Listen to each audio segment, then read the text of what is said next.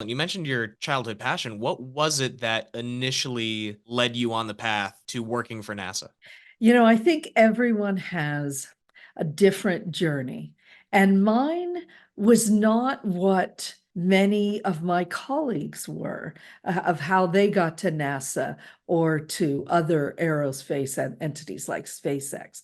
For me, I learned at a very young age that we find ways to divide ourselves. I grew up in a household where culturally there was an expectation that boys and girls would do different things. I'm originally from India. My parents were born there. I have a Muslim upbringing.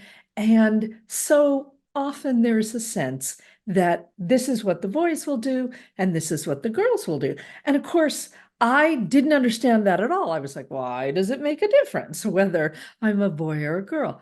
And so when I saw the challenges, the conflicts that created, because that meant right away, my mother was very supportive. My father, had some definite ideas. And so we started to have a conflict early on because of this.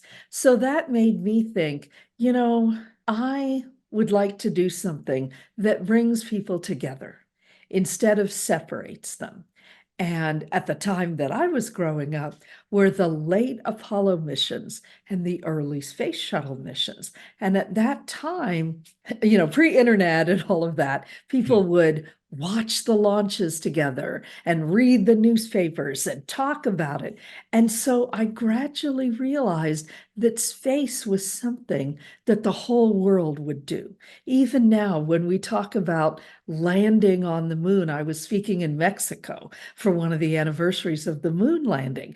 And people didn't say Americans landed on the moon. They said we landed on the moon. So that was, as a child, the reason that I decided I wanted to work in space exploration. At the time, Star Trek was on and Star Wars, and that opened my mind to the possibilities of looking outward. And so then, how kids are as a teenager, I was very melodramatic. I wanted to do something that benefited the whole world, not just my city or even my country, but something that benefited the whole world.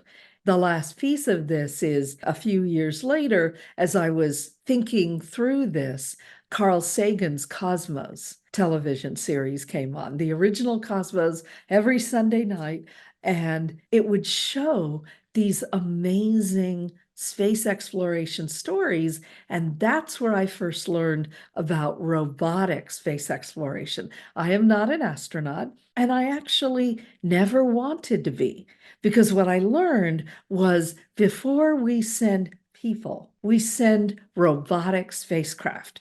And there were these incredible images coming out of a magical place called NASA's Jet Propulsion Laboratory in Pasadena, California, that showed these worlds that we've never seen before.